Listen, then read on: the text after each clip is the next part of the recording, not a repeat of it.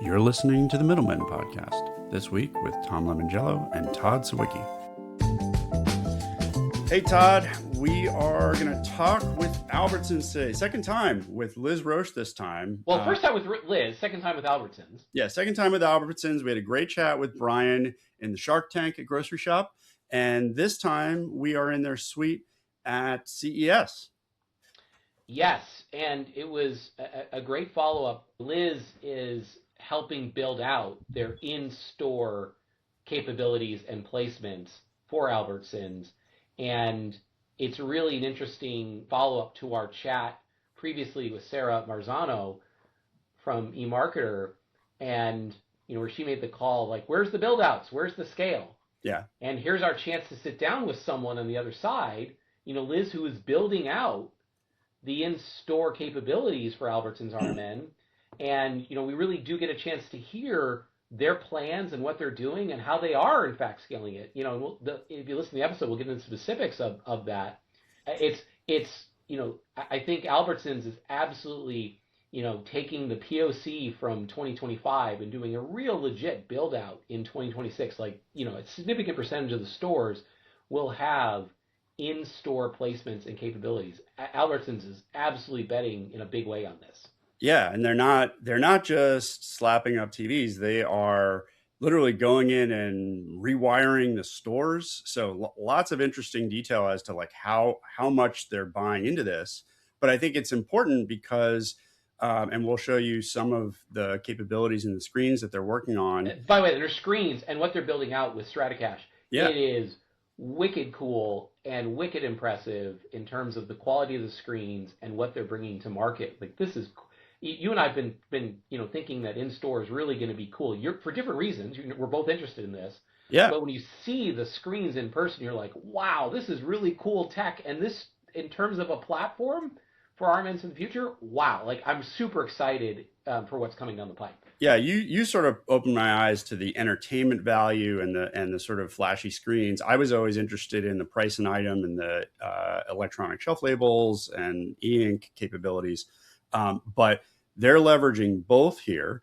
They're doing the high-end capabilities around learning more about the product, as well as, I think, on the measurement side. And this is, I think, an interesting one to think through. If you go back, 5, 8 years, even 10 years back to the mobile space, a lot of these retailers were pitched by mobile companies. You need beacons, and your beacons are going to be connected to your mobile app. And it was kind of a bridge too far in terms of, the retailers didn't have the scale with their mobile app. It really worked. Like, you had to connect the phones. They weren't getting right. They were blocking. Like, it just never worked. And it was also a privacy nightmare. There was all sorts of problems. And I think what's really interesting here is what Liz has proposed and is now rolling out is the ability to have sensors in baskets. And so, yeah, they're putting them in the grocery baskets, and we'll B-roll of this for those of you watching on video, and the cart, which I thought was a really brilliant way of solving, and there's some cool tracking and data they're going to get from this, but it really allows them to have a true closed loop on what does measurement, because in our discussions you had at NRF with some of the vendors, yep, right, who in the buy side, the day job of helping retailers build out RMNs and talking with some of as they're starting to roll out their own capabilities and start to sell to vendors, and they start pitching in store, the vendors, as you know, right, what do the vendors say? The brands are interested here, especially if you can come up with a privacy safe way to do it. They're going to be interested because generally, what did we hear at CES? We heard Walmart coming out with incrementality measurement for search, and we heard Albertsons coming out with a plan for incrementality measurement in store. So really, anywhere retail media is making its case, it's bringing incrementality measurement. And so eventually, I think that's going to be where it all goes. We initially recorded the episode at CES, but I had the chance to go to NRF, and I was on a panel with StrataCache where we talked to Ace Hardware and we talked to 7-Eleven Gulp Media. And the use case there was, let's put in-store creatives out there and let's not go crazy with the infrastructural costs of doing so. Let's prove it out. But this with Albertsons, they've done their pilot and they're going in the direction of we're rewiring the stores. We are making this work. So, well, and they have the proof to do that, to your point. At least, Liz talks about that. And, I think the the follow-on you had with your panel NRF, which, by the way, saw a great commentary and it sounds like you did a banger job. So congrats on running a great panel at NRF. It was a lot of fun. Yeah, it was a great show. The pictures and everything else look great. I think it looks like you killed it, and congrats on having a good panel. It's hard to do, so good job. Yeah. And I think so. We're at this point where companies are starting to prove it. They're hearing the call to scale it out, and as Liz talks about what those plans are. So listen in for what the plans are for Albertsons. But I think it's a great stake in the ground, and it's really starting to happen. And for those of you who get a chance to, again, Tom, I think you're gonna post some video of this, but for those who get a chance to see it live, it's cool what's coming down the pipe. Like this is really going to be an impressive platform for our men's as they build out in store. I'm super stoked. As someone who's been in the ad tech industry for a long time, this is cool tech. Cool. Well, let's not let Liz wait any longer. The fact that people want these experiences, and if we can make the store as fun as we can make Disney, then how great is that? Agreed. But that's unique, right? It's a time in store, and we're seeing, I think, the rebirth of retail in a lot of ways. You look at Barnes & Noble coming back, right? They're starting to grow their store footprint again. Micro Center's growing their store footprint. So these experiential retail environments are expanding and growing. I mean, just look at Wegmans and Publix. Yeah. Like the fandom that they have around their stores.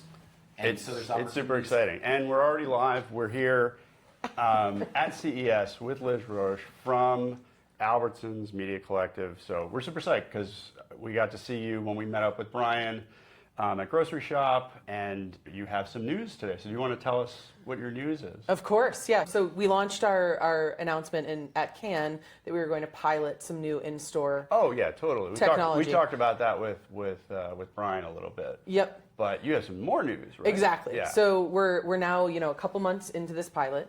And we were talking a little bit earlier, but brands are really after how we're going to get results. And I think a lot of us in our gut, we're like, in-store must work. We have these big screens in-store, they're relevant, they're in the right placements, et cetera.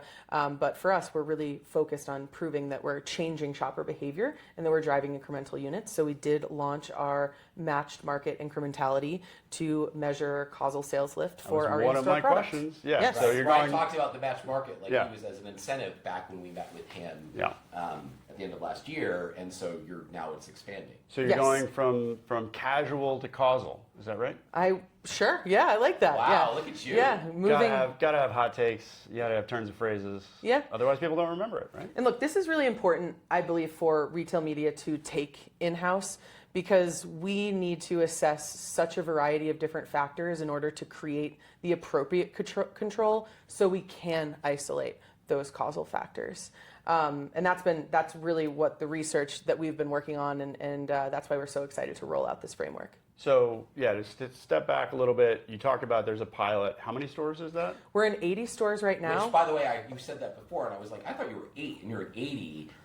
That's amazing, and I think you're going to tell us you're about to go to a ton more? Yes, we're planning on expanding to about 800 more stores in 2026. So that's like awesome. A third of your stores? Or what is that? It's just shy of half. Shy of half, okay, yeah. cool. Yeah. That's awesome. And because Sarah Marzano, who has been a guest in our pod before, one of the leading e-marketer analysts, especially close to this space, and she's super enthusiastic about in-store, just like Tom and I are, the call to action has been, we need more stores. We need more stores. And it's awesome to hear, 800, that has to be the largest footprint of an in-store media network that comes to fruition, I would think, right?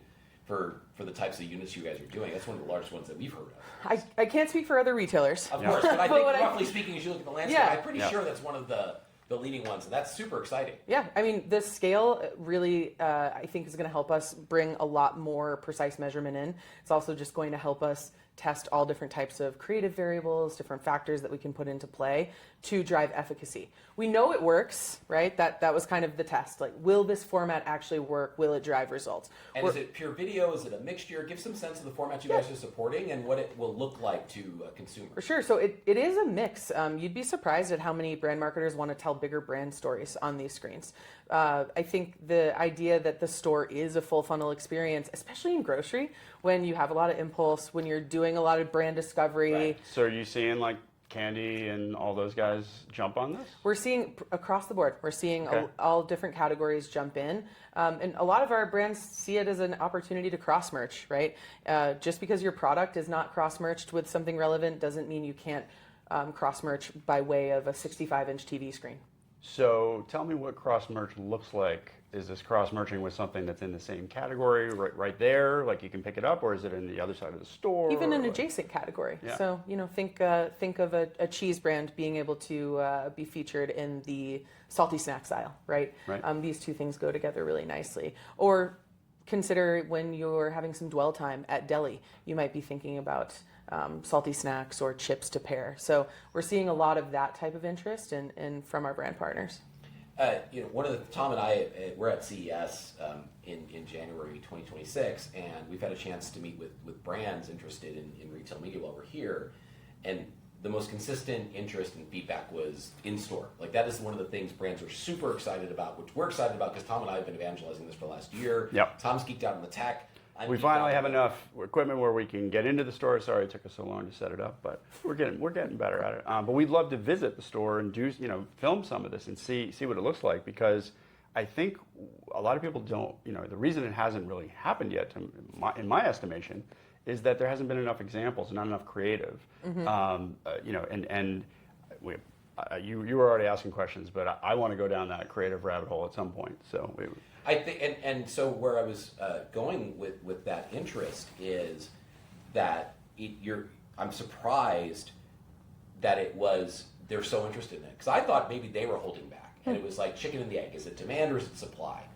And maybe a year ago it was a little bit of both, but today I think that the brands have all realized that retail is such a unique environment, and Tom and I have talked about time. If you look at time spent in store versus the percent of media dollars or dollars captured, infinitesimally small. And over time, media spend tends to normalize against time spent, so it's a huge opportunity, and the retailers own that. You're not going to see it in the social platforms. You're not going to see it in the walled gardens. It's there for the taking for all the retailers. And so the fact that the brands are, I think, realizing this and realizing it's a great canvas to do cross-merch, tell omni-channel stories, and to your point about creative, I think it shows up. Before we get to the creative rabbit hole, I'd love to talk about, give some specifics of the analytics and things that you guys are going to be supporting with this rollout. Is it time, and that's a big question from the brands, is how are you going to be tracking this? What analytics are you, is it dwell time? How do you measure foot traffic? Is it impressions? Is it time on screen? Give us a sense of how you're thinking of the analytics and what that will look like to the buyers of these apps. This is your bread and butter. It's my bread and butter, but I mean, candidly, and super interesting, super relevant. I mean, we got those questions all day, today and yesterday, and so this is great to get, hey, this is what we're planning to do. Yeah, and again, a lot of this is still really wet clay. We partnered with StrataCache, we partnered with Walkbase to get these 80 stores up and running, and we've been collecting data from those tests and figuring out what we can actually provide back, because we are getting signal like ad exposure or likely to see. And of course, we're staying really close with IAB standards. That's really important. We want to make sure the IAB standards that kind of sort of are. Yeah, I mean, Colin put something out. You're ahead of those, right? We've collaborated with IAB on those, and we're really excited about that. But that also really informs our roadmap, right? Yeah. Sure. We want to make sure kind of a give and take on that. Exactly. We want to make sure that we're going to be leaders in the market as much as possible. But I think there's still a lot of questions to answer. Like, what do some of these signals correlate to sales? Oh, good point. In our gut, I think all of us can probably agree. Dwell time likely equates to an incremental sale, but we need to actually test those models. So for us, we're still in that building mode of building a lot of these models to test which factors we find to be the most compelling when it comes to predicting lift or predicting purchase. It's great to hear a retailer do this, because when I was on this, it was, as a vendor, we had to sell. And so, we were always like, of course it's going to work. Of course it's going to do all of the things. But it would be interesting to see what those results are. Yeah. And I think we talked about this a little bit earlier. Sorry, you missed out, but we were talking about how it's about lift, right? We definitely, and that's why we launched this framework. We want to prove that we're changing shopper behavior, but we also want to look at attributed sales and how do we use technology and how do we use some of that Walkbase sensor technology to help inform. And we're at CES, so get into the tech. What's really cool, actually, to the point, and we were talking about this earlier, which is describe how you are tracking that and the sensors you're using and sort of the technology that's enabling that, because I think that's super relevant to how this is all going to work. Yeah, so our partner Walkbase, we have beacons that go in carts and baskets. And that way we're able to have a receiver near the screen that can then validate an ad impression.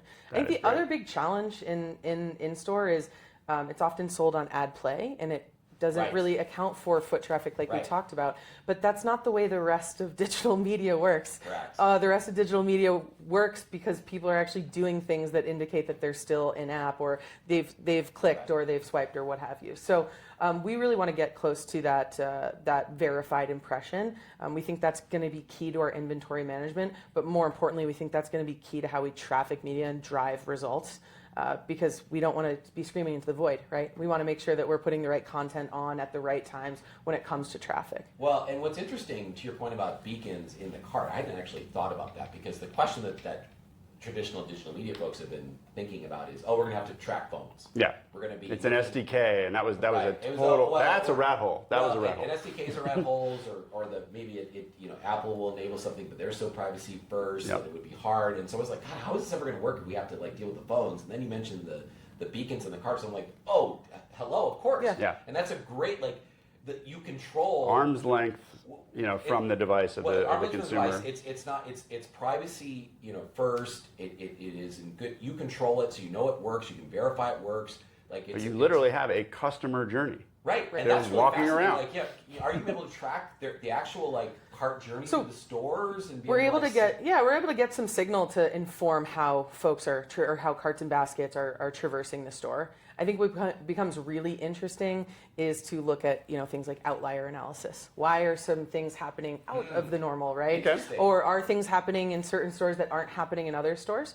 And also, how do we create a feedback loop back to our merchandising partners to really show that media is offering insight? I think it could change the assortment, right? Of course, yeah. I mean, to me, this is a really interesting space to play, because in-store media doesn't live outside of merchandising. It literally lives right next to or on or above the shelf. This kind of gives us the ability to share data points. How do we create a feedback loop that can benefit the merchandising teams, and how can they bring feedback loops to our media teams to create this synergistic process? Well, and this is where I'll shoehorn in the creative discussion. Where is that feedback helping you figure out the creative?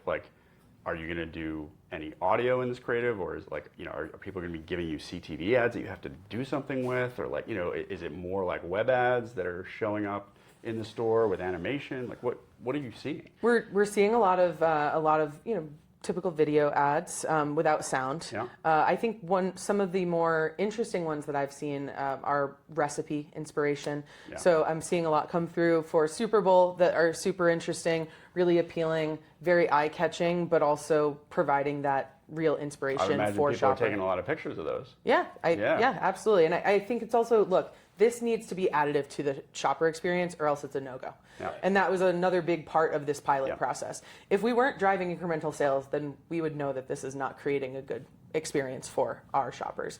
We shop our stores. We're really careful about where we put the ads. We're really careful about how we traffic everything, because we want to make sure that the whole experience makes sense. If it doesn't make sense for the shopper, then it doesn't make sense for any of us. So that's been a huge part of this as well. How do we create a journey through the store by way of those screens? And how do we create journeys throughout the day? And how do we match up to all the various customer missions that they're going on? Is it a stock up, or are they just doing a fill-in trip, or is there a sick child at home? There are ways that we can kind of estimate all of these things and hopefully be really relevant in those spaces in the store. Brian mentioned the trips. And it was at a point at the podcast where we didn't really give it enough time. And so I actually would love to continue on that. Tell us about these missions that you're talking about. Yeah, the Albertsons shoppers are going into store for a lot of different types of missions because we have such a wide assortment. So for us, it's really about trying to figure out what that motivation is and make it easier for the shopper. And again, there are a lot of indicators that show us what might be happening in that shopper's life. If someone's dwelling quite a bit in the pharmacy, we might know, or we might assume that there's a sick child at home, right? And they're making that type of trip. Or if we see if someone's kind of coming in on a certain day of the week or maybe a certain time, that might be indicative of a stock up trip. Yep. Or certain aisles might be indicative of stock up. So these are all the types of indicators that we're looking at, and these are all the things that we want to help our shoppers with. We want to make that trip easier for them. And we also want to get an extra SKU in that basket during that trip, Well, actually, the reason we wanted to have you on the Middlemen podcast was you were talking with Mike Glazer of Pepsi at Grocery Shop, and he was, the news back then was, oh, we have this API that you can use, and he was using it for hour by hour measurement in the store. And so, how does that all connect to all of this? Like brands like Pepsi are using your API already. How do they layer on in store? What does that look like? Yeah, it's been very interesting to hear all of the strategies coming from our CPG partners because they have so much insight into how and why their buyers are buying, right? So whether that's day parting or whether that's even weather triggers to own a certain time frame. But what's interesting is we kind of know how the shopper is traversing the store. We can almost curate that journey based on those day parts. We know that people come in. Wait a minute, sequential ads? Yeah, Wow. start working sequentially. That's what we're starting to test. So for example, between 12 and 2 p.m., that's kind of peak hunger, peak thirst time. People might be popping into deli to pick up some pre-mades. They're also going to want a single serve cold drink. So we're seeing a lot of that type of relevance. You can bring that convenience store mindset even at certain times of the day. Sure. Yeah, that's great. Absolutely. It's all about just trying to match up to those missions because, again, we want to make it easy, we want to make it relevant, and we want our brand partners to be able to have a say when there are boots in the store. How are you're talking about day parting and targeting, and you're setting up basically ad serving, right, in different ways. How are you pricing it? Like, how do you think about optimization? Traditionally, ad servers are optimized on eCPMs and things like that. So how do you think about trafficking and maximizing the store, and how are these ads transacted? Yeah, so I mean, today's CPM model, I think the whole idea of getting the walk-based data in, though, is to start getting more real-time on the inventory. Got it. Right. Price So, it in impression level. Right. It almost sounds like CTV pods or something.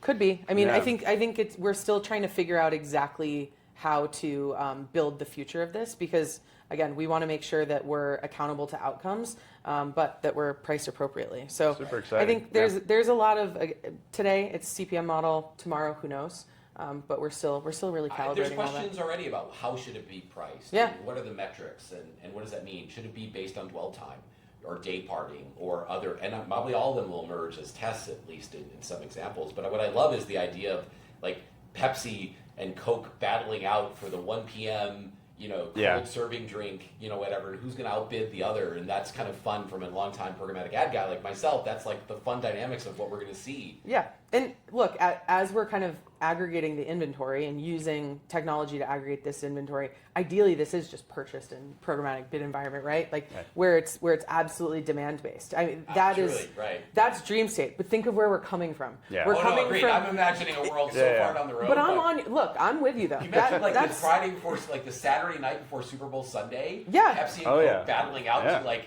damn it, I'm going to win that Pepsi. You're the Coke buyer and vice versa. Like this, it's going to be fun to watch. Well, it's like you've got to manage that JBP process where you have we sort of upfront bought this, but then I don't know if you have Well, you have upfronts in videos and TV. It's the same thing. Spot versus upfronts, and people. Pricing affects. You're not going to keep your store open longer or have an overtime, right? to add some more inventory if you needed it, but like in peak demand, it would be interesting to see what happens. Yeah, I mean, I think most of our digital has moved in that direction, right? To be responsive to demand. This isn't an unusual place, but our starting point is programmed little playlists on thumb drives shipped to stores, plugged into the back of TVs. So we're moving from that, right? We're moving from that model into one that's more dynamic and into one that's centralized.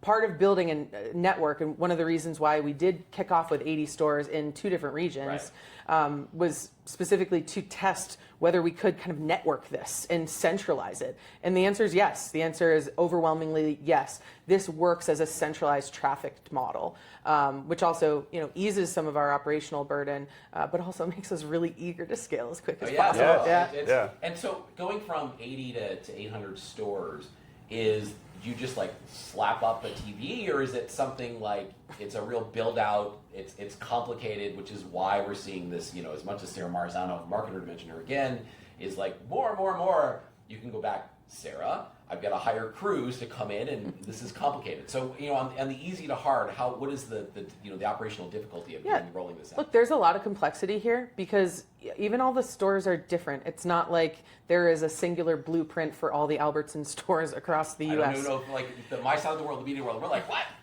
This should all be easy, right? Exactly. It's not necessarily. It's not. So in terms of like getting into a store, we do a site survey for every single store. And sometimes we'll go in and we'll say, we wanted to put a screen here, but actually there's a smoke alarm there. We can't. We have to move it over. And then we might go back and forth and say, if we move it here, if we move it there. So we do that with every single store. Wow. And then we're also hardwiring all data to all screens because we're, again, really obsessed with the shopper experience. So we want it to be great. No blue screens of death. No blue screens of death. And if there's downtime on screens, that's not additive to the shopping experience. So we've all seen like the broken screens in the back of an airplane, right? Where you see the rebooting stuff or the frozen screen and how horrible that looks. Somebody in the in-store space, not remembering who, told me it's like, there is no interactive screen. The screen itself needs to be perpetually going with nobody touching it, nobody configuring it. So that is that's an all year